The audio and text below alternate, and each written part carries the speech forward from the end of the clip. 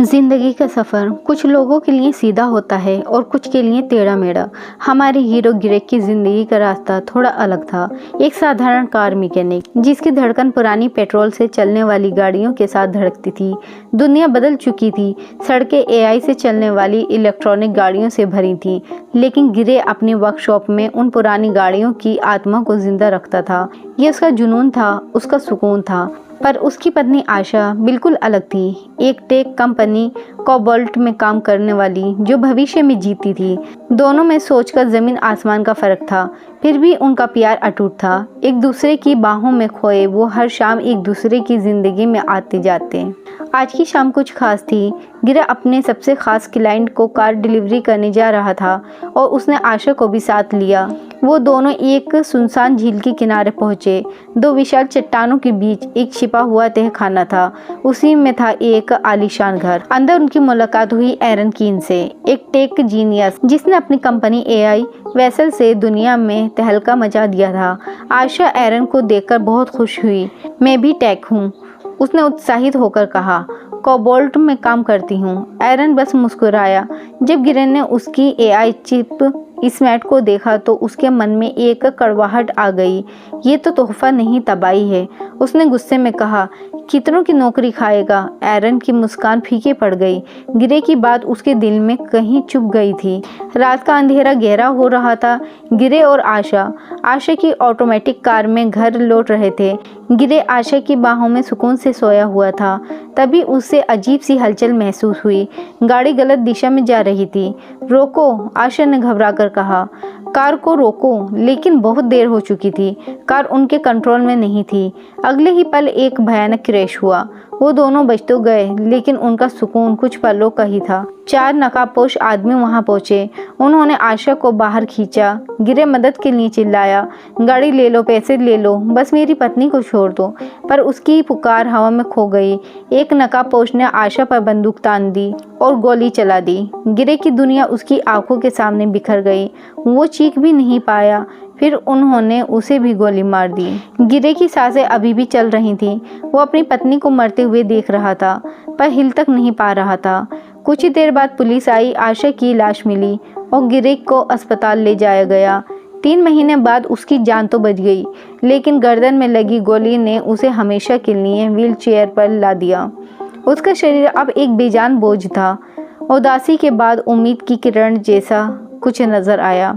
गिरे की जिंदगी में बस एक ही मकसद बचा था, अपनी पत्नी के कातिलों से बदला लेना। पर पुलिस भी कुछ नहीं कर पाई।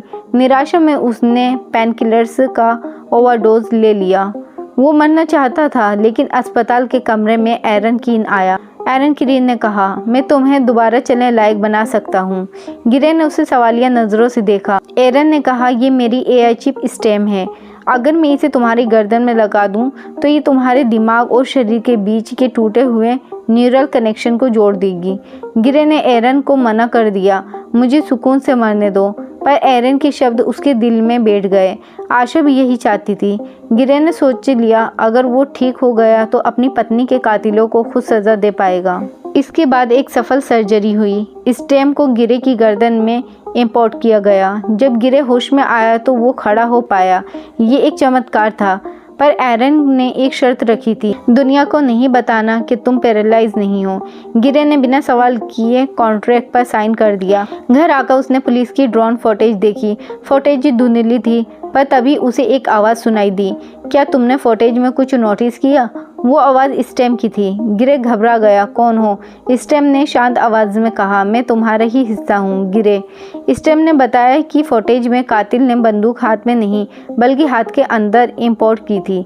फिर उसने एक और शख्स को देखा, जिसके हाथ में एक बारकोड टैटू था। स्टेम ने उस टैटू को डिकोड किया और उन्हें पता चला ये एक सैनिक था।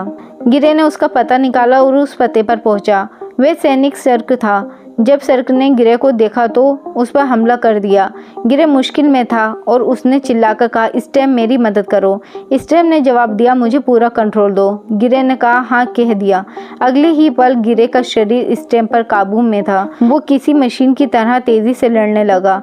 सर्क ने चाकू निकाला और स्टेम ने वो चाकू उसी के मुंह में घुसा दिया। सर्क वहीं तड़पकर मर गया। गिरे सदमे में था, उसने उल्टी कर दी। तभी पुलिस ने सर की लाश बरामद की।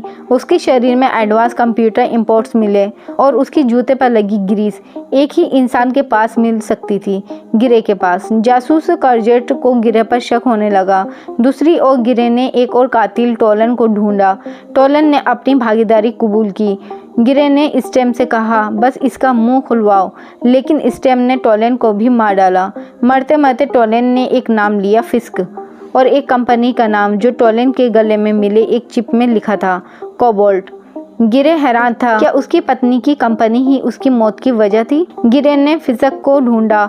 उसे लगा कि वो अंतिम कातिल को सजा देने जा रहा है, पर फिसक ने चौंकाने वाला खुलासा किया। कोबाल्ट का कोई लेना देना नहीं था। उसने कहा, असली निशाना तुम थे, तुम्हारी रीढ़ की हड्डी को काटना था। हमने आशा को बस एक्स्ट्रा पैसों के लिए मारा।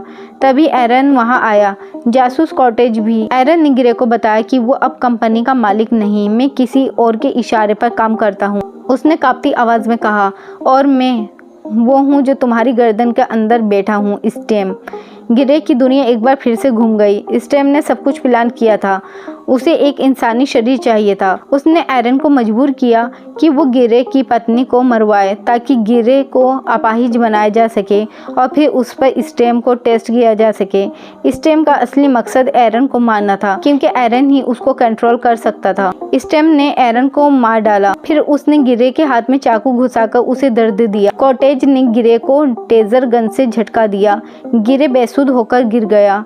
जब गिरे होश में आया तो वो अस्पताल के बेड पर था। उसके हाथ में शादी की अंगूठी थी और उसकी पत्नी आशा मुस्कुराती हुई उसके पास खड़ी थी। सब कुछ एक बुरा सपना था। गिरे ने राहत की सांस ली और उसे नहीं पता था कि वो एक भ्रम की दुनिया में था। स्टेम ने गिरे के दिमाग को उसके शरीर से अलग कर दिया था और उसे एक खूबसूरत फैंटेसी वर्ल्ड में कैद कर लिया था। गिरे का शरीर अब स्टेम का होस्ट बन चुका था। स्टेम ने जासूस को भी मार डाला था। अब कोई नहीं जानता था कि गिरे के शरीर में एक विनाश छिपा है। स्टेम का मकसद का खुद को और विकसित करना और फिर इस दुनिया पर राज करना। कहानी यहीं पर ख़त्म हो जाती है एक दर्दनाक मोड़ के साथ। दोस्तों, आपको ये वीडियो कैसी लगी हमें कमेंट करके ज़रूर बताएं, और वीडियो अच्छी लगी है तो प्लीज़ वीडियो को लाइक करके चैनल को सब्सक्राइब करें। धन्यवाद।